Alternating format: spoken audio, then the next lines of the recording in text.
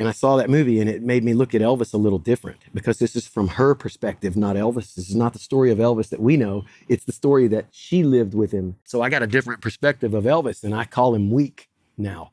I'm the king of the jungle, they call me Tiger. I'm the king of the jungle, they call me Tiger. What's up, guys? Thanks for tuning into this video on Elvis is the Man. So Vanilla Ice, yeah, he's still around. He's actually 56. I was surprised. I was watching a YouTube channel that I watch pretty frequently. It's called Vlad TV. He gives interviews with mostly hip-hop type rappers and that type of thing. Even mafia people, really. A lot of different types of people, including Vanilla Ice. So I was watching him because when I was a kid, I used to like him. You know, I would think it was cool. And I didn't know why he got so much hate. And I had an inclination that he was an Elvis fan. And as I was watching this, it's about an hour-long interview you can find on Vlad TV, he mentions Elvis a few times. One of them is a bit disturbing, and I knew that when the Priscilla movie was released, people were gonna have this type of image of Elvis. Listen to what he says. And I don't derail that easy. Does that make sense? Most artists I see that are weak, I saw this new movie the other day with my wife. It was called Priscilla. And her and I, my daughter's name's Priscilla, my 5-year-old. We're huge Elvis fans. And I saw that movie and it made me look at Elvis a little different because this is from her perspective, not Elvis. This is not the story of Elvis that we know. It's the story that she lived with him. It just came out, right? So I got a different perspective of Elvis and I call him weak now. And he's my hero. And I named my daughter after him. You know, it's amazing that I watched this movie and he was weak because of the drugs. I know that I'm stronger than Elvis because I had every right to end up in that 27 club. And he did drugs the whole time and didn't have enough self-discipline to pull himself out of it. And I see him, that makes him weaker to me. And cheating all over her like that, I don't cheat, man. I don't do that. So what sticks out to me here after listening to him speak, he's missing it in my view because he's actually, for some reason, putting himself on the same level as Elvis. Vanilla Ice, even though I like him, let's face it, he was barely better than a one-hit wonder.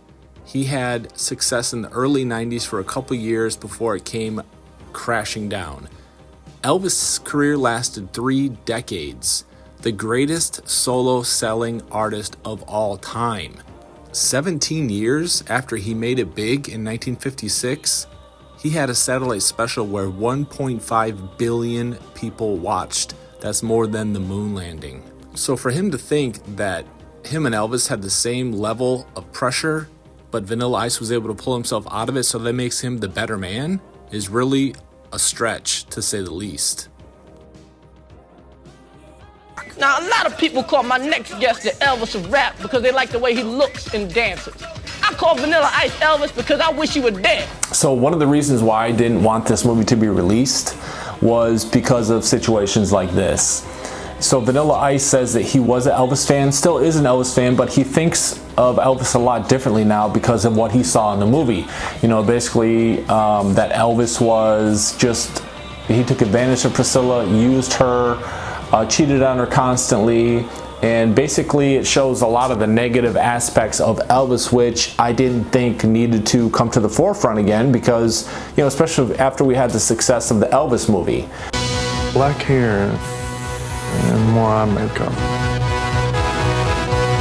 I don't know if I like it. What do you mean you don't know if you like it? It's not like you imagine. So I'm not surprised that Vanilla Ice looks at Elvis now in a negative light. Yeah, he says he's still a fan, but he looks at Elvis as weak now. How, you know, he treated Priscilla. And not that things in that story are untrue, but it's just not necessary to present the love of your life in a bad light, especially after he was riding high the year before in 2022 after the success of the Elvis movie. Vanilla Ice, you know, looks down on Elvis and actually says that he's a stronger man than Elvis because Elvis wasn't able to kick his habit of drugs, but Vanilla Ice was. I let that stress, that everything as a young kid coming down on me, more pressure than anybody could ever imagine, more pressure than anybody ever to make a song. ever in the history of music. Okay. And Yeah. we're including Elvis because Yeah. he had to face a lot of the stuff I kind of had to face. That's why there were similarities, you know, coming up in the form of music he was doing and the way he was gyrating and all this, right? Same shit with me. So there are some legit comparisons to Elvis and Vanilla Ice because they're both white doing a predominantly black type music. Now Elvis was, I mean, Vanilla Ice did rap, but Elvis did so many different things, so many different genres of music: country, western, gospel, rhythm and blues, rock and roll. He made it something else, but that was how Elvis was stereotyped in the 50s. But it's different because Vanilla Ice is thinking that he, you know, was just like Elvis, but he had it better than Elvis because Elvis paved the way for guys like Vanilla Ice or even Eminem. So Vanilla Ice takes credit that he was able to kick his habit, which is a good thing, but there was nobody before Elvis that paved the way for him. Elvis charted his own territory, and people like Vanilla Ice or Eminem can look back and see what not to do. So the comparison is, I understand the comparison, but Vanilla Ice was definitely nowhere near Elvis's level. BMG has Elvis Presley and they'll never sell it. And every Christmas they'll release another Elvis Presley album and make $100 million. You know what I mean? So the strength behind BMG record label is the publishing of Elvis. So every time they fail on a new artist that didn't get their advance back from, it didn't sell like they thought, no big deal. Let's throw an Elvis album out. It'll cover every expense and everything we ever had because we own Elvis Publishing. Forever. Well, guess who owns freaking Beatles?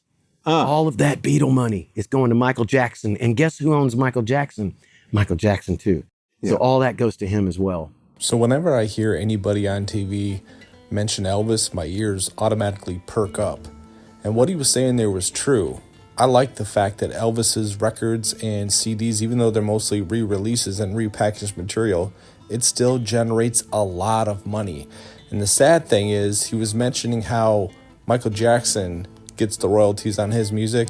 Well, don't forget, in 1973, a very bad deal for Elvis was made, in part to help pay for money because Priscilla wanted to get more money out of their divorce.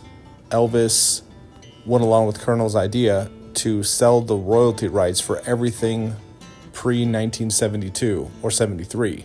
So Elvis doesn't get the royalties for Hound Dog and all that. It's messed up. In conclusion, I'm always interested to hear what other celebrities or famous people have to say about Elvis. I used to like Vanilla Ice as a kid, but I think he's wrong here when trying to compare himself and his level of pressure to Elvis's and say that he was a stronger man than Elvis because he was able to overcome these things. Vanilla Ice definitely had to deal with his share of pressure, but I mean, Elvis wasn't even allowed to be shown on TV, at least from the waist down at times. Also, police filmed his concerts before, and if he made any type of, quote, vulgar moves, he would be sent to jail.